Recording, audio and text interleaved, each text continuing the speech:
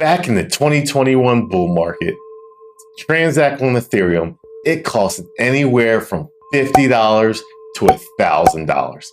That's right, $1,000 for a single transaction, a single trade to be done on Ethereum. That was absolutely ridiculous. Imagine a copy of Ethereum, but much faster, scalable, and secure. Well, that's exactly what Pulsechain is. It is a hard fork of Ethereum, meaning it contains copies of every single Ethereum token, smart contract, and transaction. A proposal for Cult Dao has already been passed to put in 26 Ethereum into Pulsechain. So let's dig deeper into Pulsechain and let me show you guys how the project began, what it does, and how it solves the problems associated with Ethereum. Welcome to your one-stop shop for all things crypto. So without further ado, let's begin the video. But before we get started, make sure you smash the subscribe button, hit the bell icon to never miss any interesting video from me. Having said that, let's begin the video. Welcome to Cult Dao on steroids.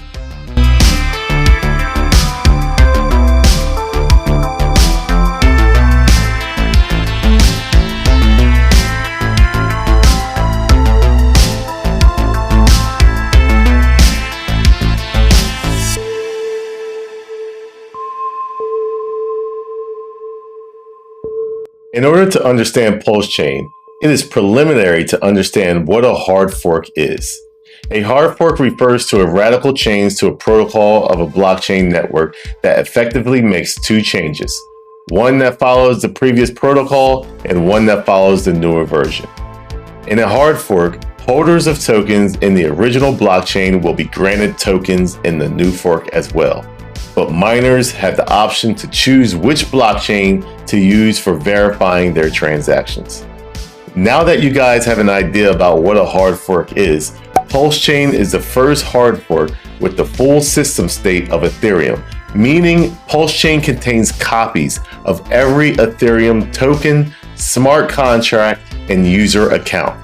This is unprecedented in the crypto world, as now every Ethereum user gets all of his or her balances and NFTs on a high performance and cheaper blockchain, all for free. With frequent increases in the gas fees of Ethereum due to the network's congestion, Pulsechain comes as a salvation. Pulsechain is an open source general purpose blockchain built specifically for speed and efficiency.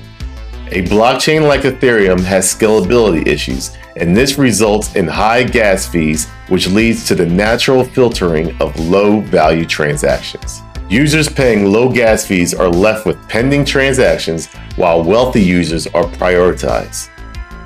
Ethereum's block time is 15 seconds, and sometimes transaction fees can even reach $1,000 for simple transfer, or even $3,500 for a sale of an NFT. Pulsechain solves this problem with its high throughput, minimum block time of 3 seconds, and low transaction fees, which makes it ideal for building decentralized applications. In contrast to Ethereum, every Pulsechain token created at launch is removed from the ever-expanding supply of coins. Each transaction fee is burned at 25%, reducing the total supply. Over the time, as less Pulsechain will be available in the market, the price will rise organically. While Ethereum miners solve complex problems to be rewarded with ETH, Pulse validators focus on securing only the transactions for a small portion of the fee. This removes the burden to use large amounts of energy to achieve a reward for the work, thereby lowering the transaction costs of the network. The network's consensus has been initially forked from Binance Smart Chain and changed later, ushering in a new kind of proof-of-stake authority. The consensus had to be modified to allow the passage from Ethereum's proof-of-work to proof-of-stake. With proof-of-stake authority, Pulsechain will make sure that it is more eco-friendly than Ethereum. Pulsechain modernized the previous consensus by introducing validator staking, rotation, and slashing as native smart contracts. Users interact with these contracts by staking and voting on validators, making sure that the chain is secured and stable and that it gets rewarded for these actions with a portion of the transaction fees. Pulsechain has 33 validating nodes, and there can be an infinite number of standby nodes. Being a public blockchain means that anyone can sign up as a validator upon staking a non-refundable deposit of 500,000 Pulsechain tokens. Only validating nodes can participate in consensus. They also hold the ability to upgrade system contracts. Validator nodes sign blocks in cycles. During each rotation, a new set of validating nodes can be formed depending on the number of staked Pulsechain tokens. The rotation changes every 28,800 blocks, which comes as approximately every 24 hours. PLS is the native token of Pulsechain. It is a PRC20 token. The PLS supply is inflatable and will be inflated by at least 10,000x upon forking. Extra supply is going to be distributed to the users that sacrifice during the sacrifice phase of Pulsechain. The PLS token is deflationary because 25% of all transaction fees get burnt on a regular basis. In contrast, Ethereum users pay gas fees to miners to validate their transactions, but in Pulsechain, 75% of transaction fees go to reward the stakers, while the remaining 25% is burned. Each validator is allowed to set his or her own revenue share to be given to the delegators. Vote staking rewards is one of the sources of passive income for users of Pulsechain. The PLS token finds its utility in being a payment for transaction fees, delegating stakes to the validators, and voting. After the fork, some contracts and applications will work as they did on Ethereum, others may not.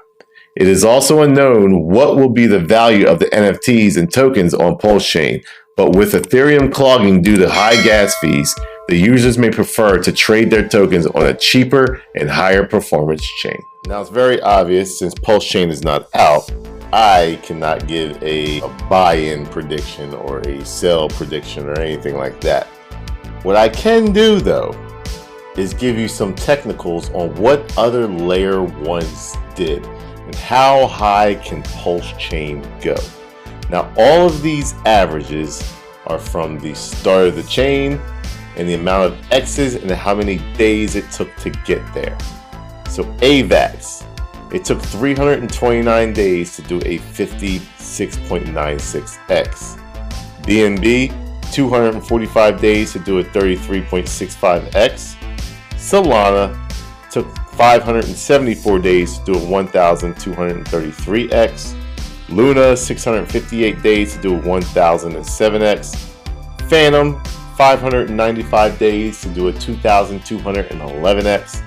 Atom took 553 days to do 41x. And CeeLo took 469 days to do a 14x. When you take all those averages down, it takes about 1.5 years to do a 656x. Now, what you see is we got the sacrificers that came in. They purchased the majority of the supply. So in my opinion, the 0.0001 price point would be the start of the chain. And this gives you an idea of how high Pulsechain can go from that price point. If it just does half of the average, I think it's a very successful chain because it would be doing higher than most. You know, there's really 3 of those averages that bring it higher than the others. But if you just cut it in half, I think that's very successful. So a 325x from the 0.0001 price point, a very high possibility in my opinion. This is why I think this will do very well for Cult Dao, because this is a major player in the portfolio. Now you see why I am so bullish on Pulsechain. Cult Dao putting 26 Ethereum into Pulsechain is going to be massive. I think this is going to be one of Cult Dao's biggest investments ever. That's right, ever. Well, that's it for today's video. What do you think about Pulsechain? Write your thoughts in the comments and share this video with your crypto friends. Finally, do not forget to like, subscribe, and press the bell icon for more amazing videos like this one. Cult Dao, Pulsechain, price, go, boom.